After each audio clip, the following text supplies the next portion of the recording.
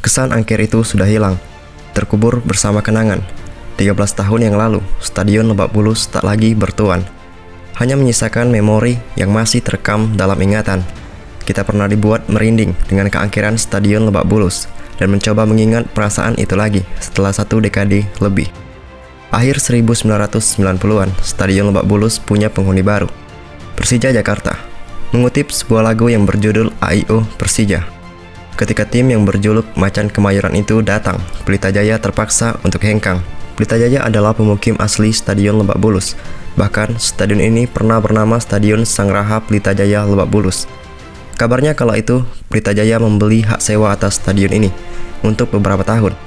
Pelita Jaya meninggalkan Stadion Lebak Bulus pada 2000 dan bertransformasi menjadi Pelita Seoul. Jadilah Persija menjadi raja tunggal di stadion ini. Teror Lebak Bulus. Akhir 2007, Persija mengikuti jejak Pelita Jaya.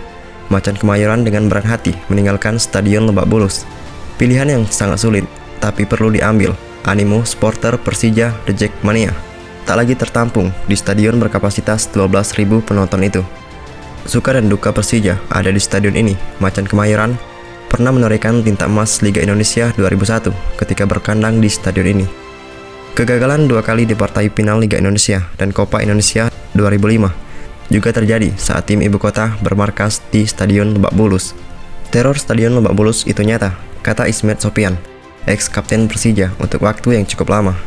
Macan Kemayoran jarang digoyangkan tim lawan saat bermain di stadion ini. Desain Stadion Lebak Bulus memang mendukung untuk mengintimidasi tim lawan.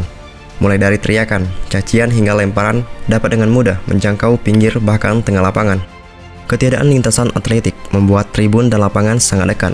Saking dekat jaraknya, lemparan gulungan kertas alias roll paper dari supporter sering menutupi sebagian lapangan. Stadion ini juga menjadi saksi dari satu di antara peristiwa besar yang pernah terjadi di sepak bola Indonesia. Persib Bandung, musuh bebuyutan Macan Kemayoran, pernah dibuat well out di Stadion Lebak Bulus.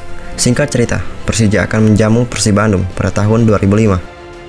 Namun tim tamu tidak datang karena stadion over capacity. The Jackmania sampai memenuhi tepi lapangan pertandingan.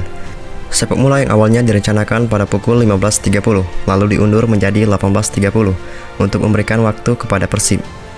Merasa keselamatannya terancam, Cecep Supriyatna dan kawan-kawan tidak kunjung menunjukkan batang hidungnya.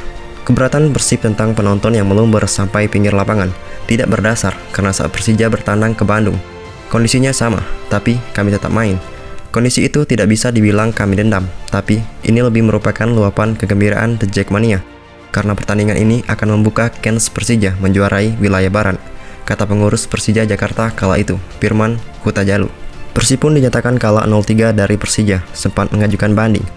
Namun berakhir sia-sia, permintaan keberatan itu ditolak mentah-mentah oleh PSSI. Kenapa tidak ada kesempatan untuk pertandingan ulang, kalau keputusannya seperti itu? Buat apa kami datang jauh-jauh ke Jakarta? Apa itu cara supaya Persija tetap menjadi tuan rumah 8 besar? Ucap pembelaan dari manajer Persib kala itu, Chandra Solehan. Mereka yang datang dan pergi. Ketika di stadion ini pula, sejumlah pemain Persija mengorbit menjadi bintang. Siapa yang mengenal Ismet Sopyan sebelum ia menyihir tepi lapangan Stadion Lebak Bulus? Ada yang tahu Emmanuel De Porras itu siapa? Sebelum sepakan kaki kidalnya menghujam jaring gawang stadion ini. Tidak banyak. Rambut Aliudin pun makin gondrong di stadion ini. Stadion Lebak Bulus juga pernah menyisakan kekecewaan dan luka bagi beberapa supporter. Pamang Pemukas pernah patah kaki dan akad kaki dari stadion ini pada 2004-2005. Ronald Pagones menolak bermain di stadion ini pada 2006 dan memilih beraksi di Stadion Brawijaya, Kediri, markas dari Persik Kediri. Stadion Lebak Bulus hampir disinggahi bintang kelas dunia, andai kabar Ariel Ortega merapat ke Persija pada era 2006. Itu benar adanya, sayang, rumor tersebut hanya isapan jempol belaka. Akhir 2014, kondisi stadion mulai tidak terawat karena bakal dibongkar. Coretan goodbye memenuhi setiap tembok stadion sebagai sarana meluapkan pesan, kesan, hingga curhatan. Skuad dan manajemen Persija serta The Jackmania semua tumpah ruah di Stadion Lebak Bulus. Pesta itu menjadi momen perpisahan yang sempurna dengan stadion ini. Stadion Lebak Bulus kini disulap menjadi MRT. Semua berawal dari kebijakan pemerintahan Provinsi Pemprov DKI Jakarta pada tahun 2011 di bawah kepemimpinan Fauzi Bobo demi mengurangi kemacetan dan memperbaiki layanan transportasi umum. Pemprov DKI kala itu berencana untuk membangun dan memfungsikan MRT dan Stadion Lebak Bulus menjadi satu di antara infrastruktur yang terpaksa dikorbankan.